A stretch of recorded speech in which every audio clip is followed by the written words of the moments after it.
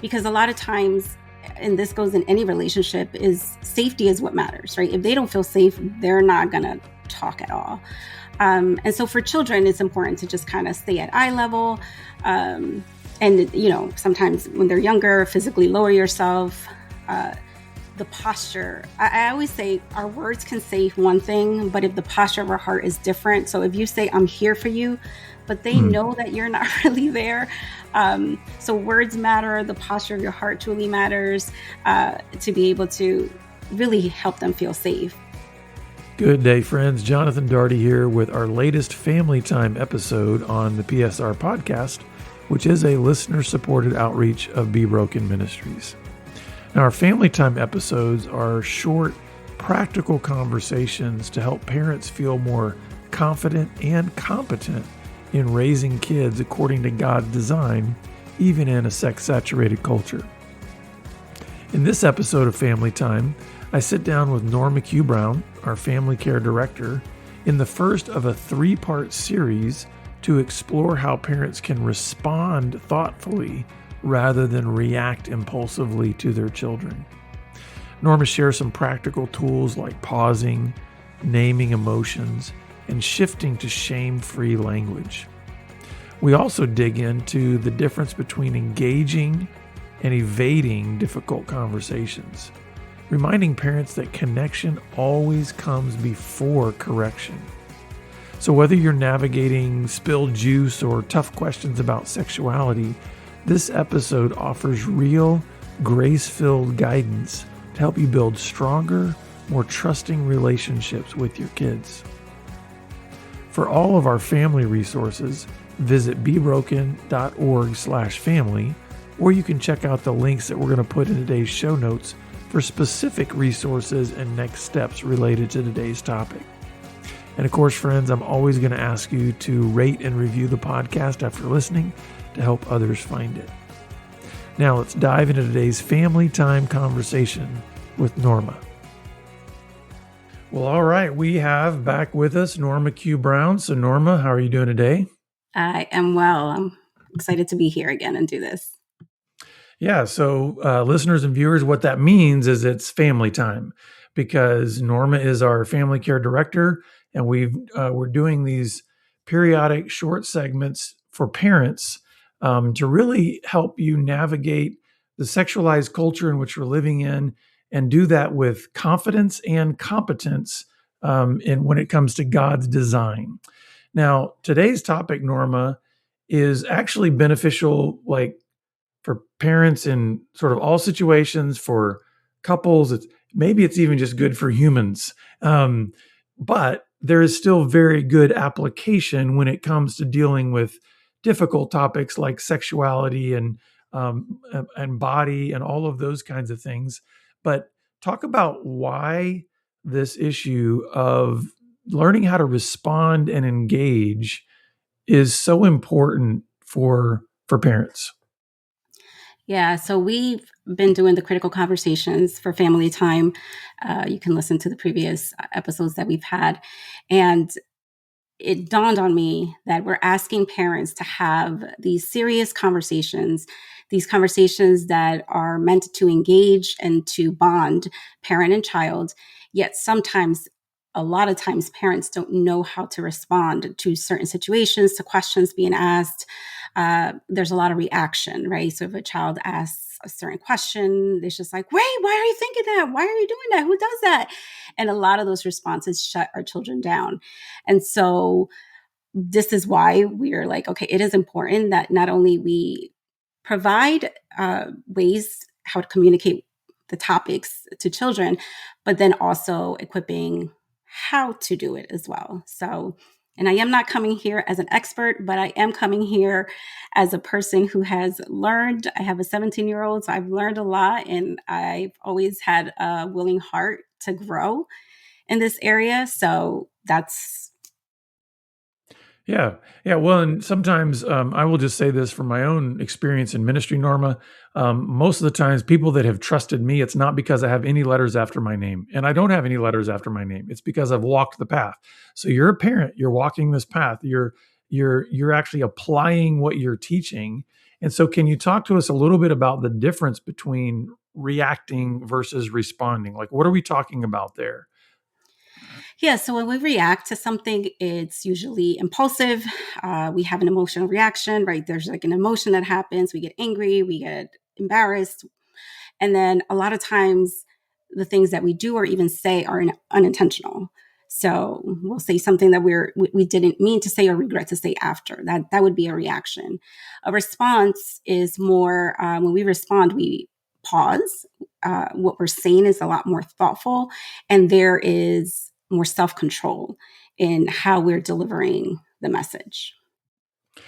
Can can you start to maybe give us some examples, and then we'll talk about maybe some practical tools of, okay, how do you actually get better at responding versus just reacting? Because probably when you said that, maybe a few parents are going, "Oh man, yeah, there are some times that just stuff flies out of my mouth, or my face does certain things, or even my hands or my arms." So, what are some examples of maybe, reaction versus responding? So, for example, like for younger children, if there's times when we tell our children like, oh, make sure you're holding the bottle with two hands, right? Make sure you're and we sound like a broken record. We say it a lot, and then all of a sudden the child still holds it with one, and the juice spills and it's all over the place. And our inclination would be to yell, right? To I told you, blah blah blah blah blah blah.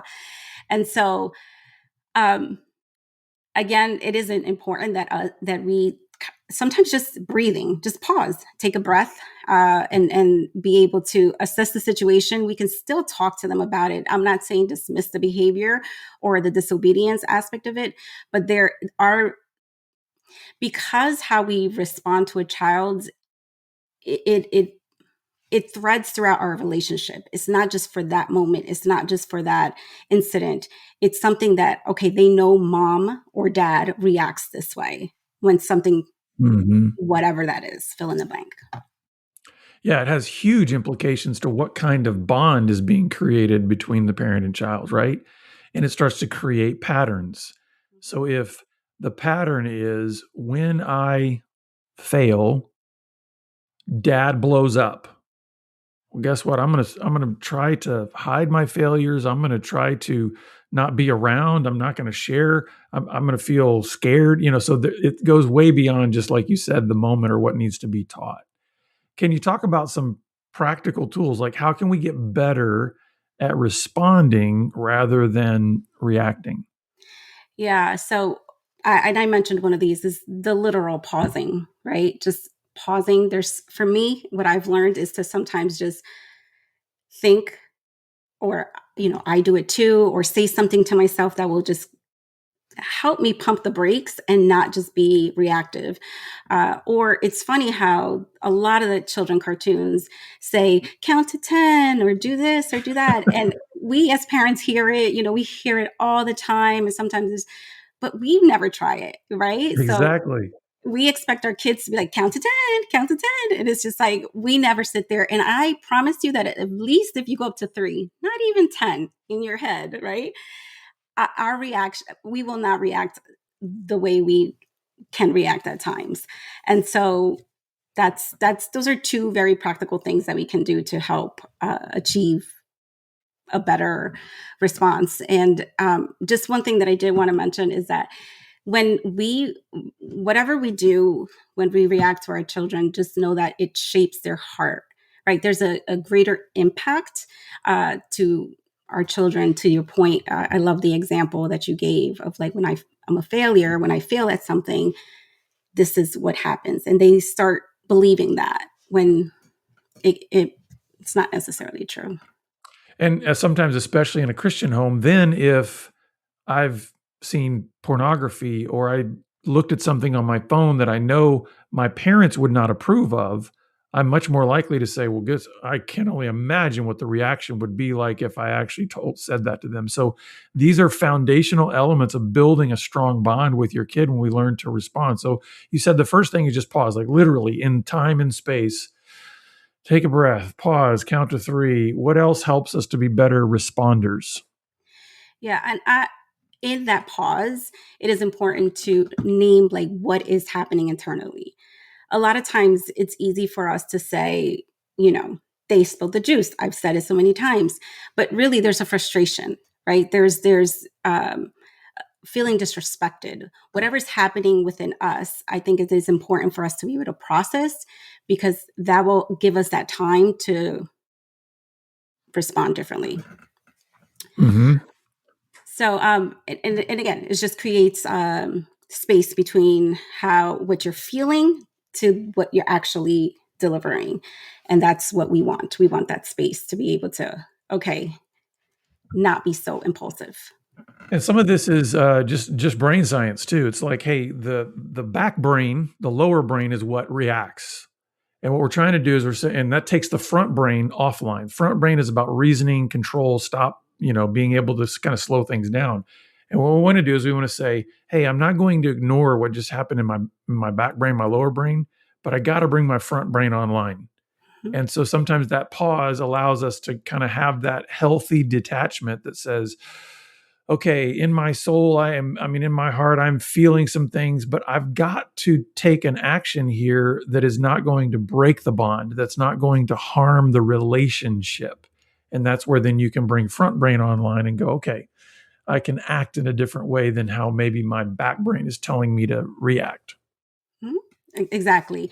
And again, we become responsible of our reaction, which is what we want, right? We're not trying to control the situation at that moment. We're trying to see, okay, is this reaction even warranted? There's so many times, I even for myself, where I look back and I'm like, that was not even that serious, right?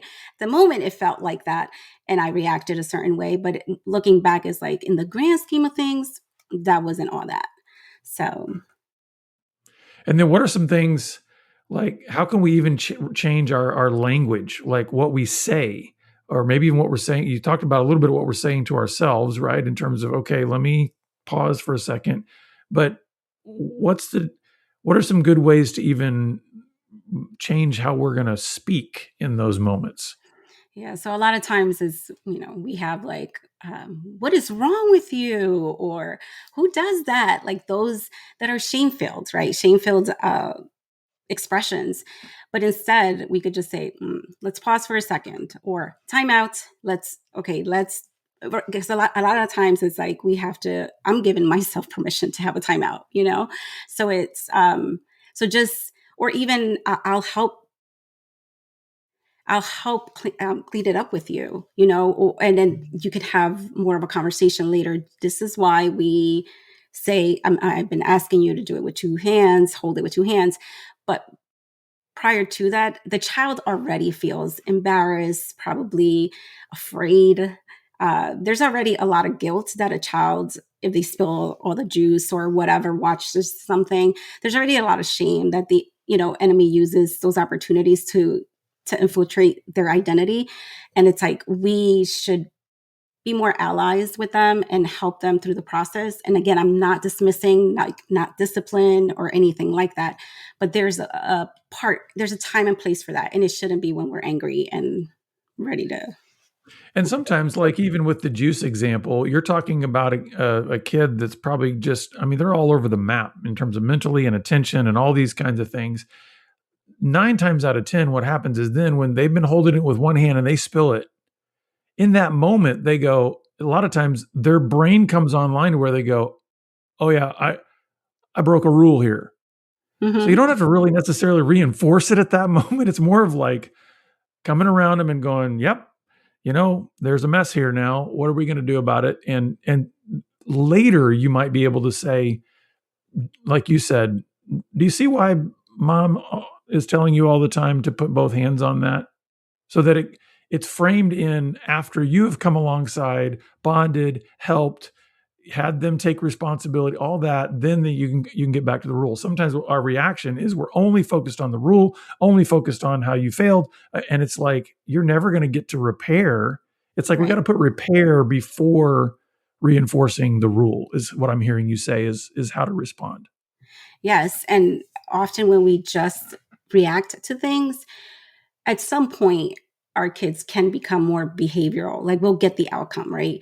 But a lot of times we're losing their heart in the process, or even their respect toward us. They'll do things, but it's more robotic, and not necessarily because of the bond and relationship we have. It's more, I have to cross check off the boxes and make sure I'm Mhm. doing everything, and it becomes very performance based. So now we've looked at the difference between reacting and responding, but there's another component here that sort of really dovetails, kind of weaves in with this, and that is the difference between what you call engaging or evading. Can you help us understand what that is and kind of how it dovetails with this idea of responding versus reacting? Yeah. And so I just want to show a quick picture. I'm actually using the word respond to today. We're doing the R and the E for, which is learning the difference between responding and reacting. And then the E would be engage over evade. And then the next, we'll do the rest of the letters. But I just kind of wanted to make sure you were aware of what this is about. So engage over evade is, avoidance sometimes feels easier, right? It feels easier, but a lot of times it damages the connection. And so when we evade is we either ignore our child's behavior, ignore their questions, we change the subject, we're dismissive. And a lot of times a child can emotionally shut down when they don't feel that support from a parent. Hmm. And I will tell you this is a big one for me because I am conflict avoidant. I mean, I do not like conflict. And if there's one thing that will always arise in a family is there's conflict, there's disagreement, there's people don't always see eye to eye, whether it's between the mom and the dad or whether it's between the parent and the child. And so this idea of avoidance is is a very familiar feeling to me, but also I've recognized that it can be really damaging and dangerous if there's a sense of like being dismissive or not really kind of tackling what needs to be addressed. For sure. It results in disconnect, right? Sometimes confusion on the child's part. It also leaves a lot of issues unresolved. And so those are the things that we are trying to avoid, because loneliness can even come. A child can feel lonely when they're like, okay, well, maybe I'm not important enough, or maybe, again, things just that children start, because they tend to personalize a lot of things that we do or we say. uh, those are some of the things, aftermath, that can happen with when we evade, when we are more dismissive towards our children. Yeah, because think about what is absolutely basic to just being a human being from the time you are born. There is just curiosity, right? Kids, infants, toddlers, elementary, throughout our whole lives, there's a curiosity, but it's really intense in childhood.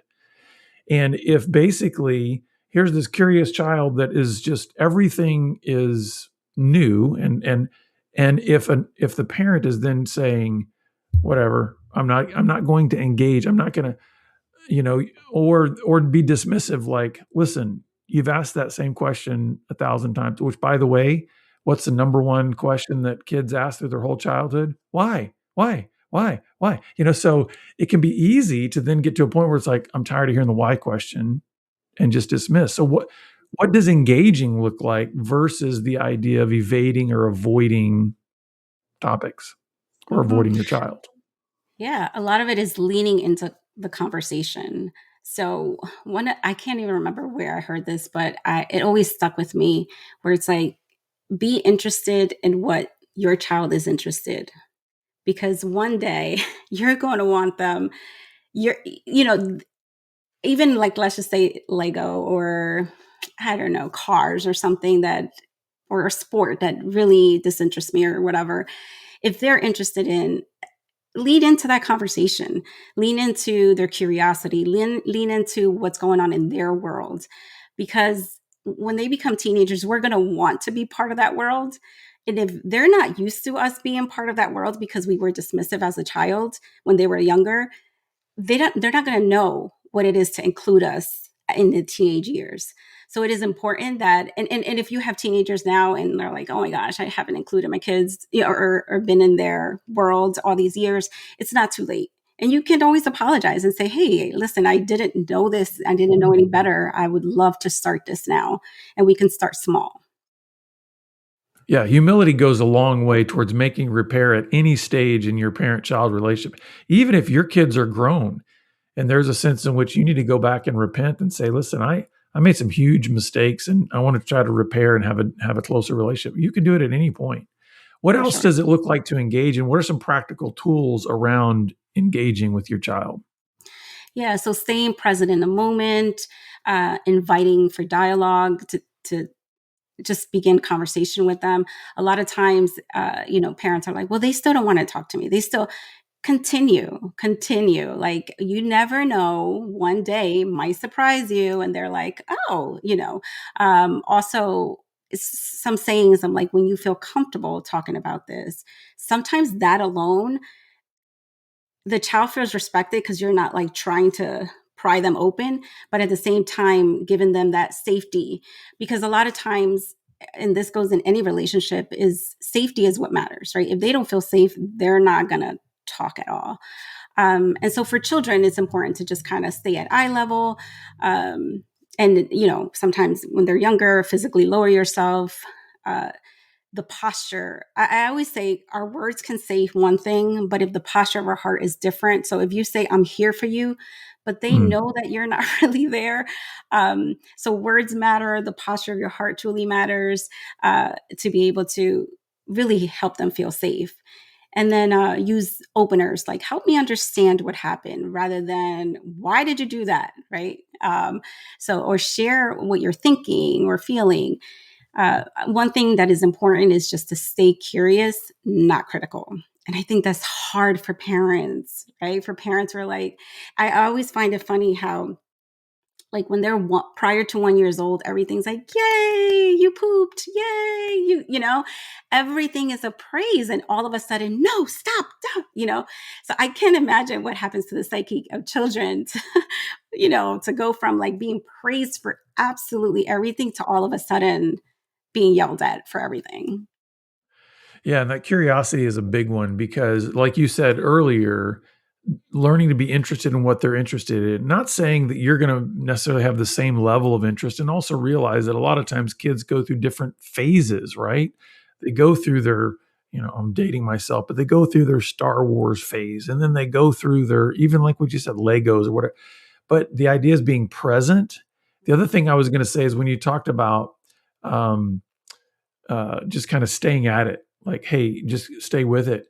One word that I have just almost eliminated from my vocabulary is consistent, because I'm anything but consistent, but I can be persistent. So it's like, I want to encourage parents, don't try to think that you can be consistent. Like, hey, I'm always going to be at a 10 and I'm always going to be able, no, no, no. We fluctuate just like our kids fluctuate. But can we persist? Can we say engaging is worth it because it's about the relational bond that I'm creating with my kid, and I don't want to avoid them.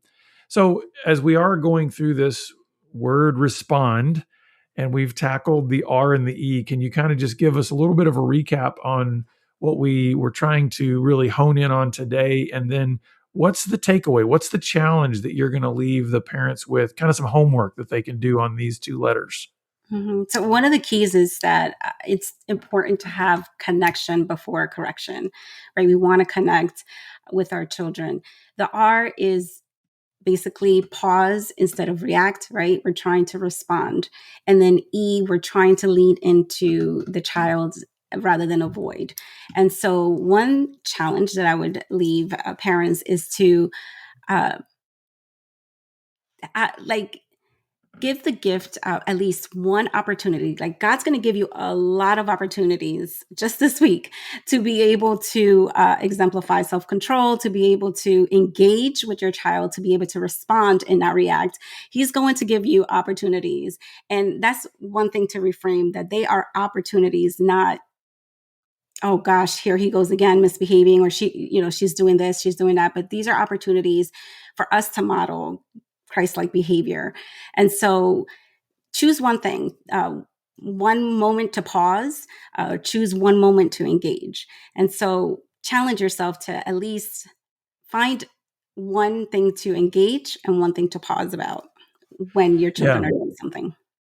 And what's good about this, Norm, is so many times just being able to hear what we've been talking about and put it into your mind will sometimes help you to think about it when those situations come up. I'm pretty certain that everybody who's listened to this podcast to this point will have, like you said, plenty of opportunities, even if it is just for awareness in the next week. Maybe maybe we don't respond well, maybe we don't engage well, but at least we recognize the moment where we go, boom, I just had that outburst. Mm-hmm. I just reacted. Okay, well, maybe now I can come back and repair and respond. So, Norma, where can our listeners and viewers go to just learn more about some of the resources that we have in our family care ministry to help them engage some of these types of conversations? Yeah, so we have the Critical Conversation family time that you can go back. Also, sign up for our newsletter.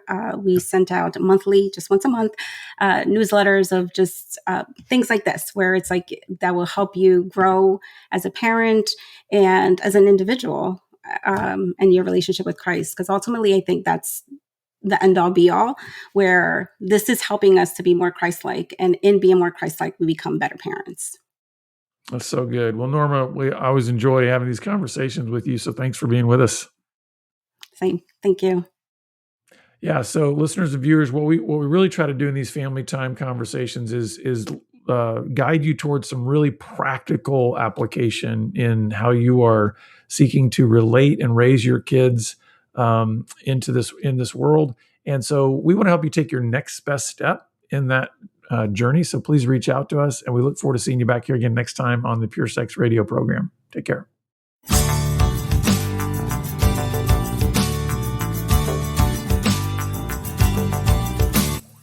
Do you get frustrated with porn filters that block too much or too little? Let me introduce you to Plucky, a new filter that you customize. Here's how it works. You set your own boundaries, deciding which websites are and aren't safe for you.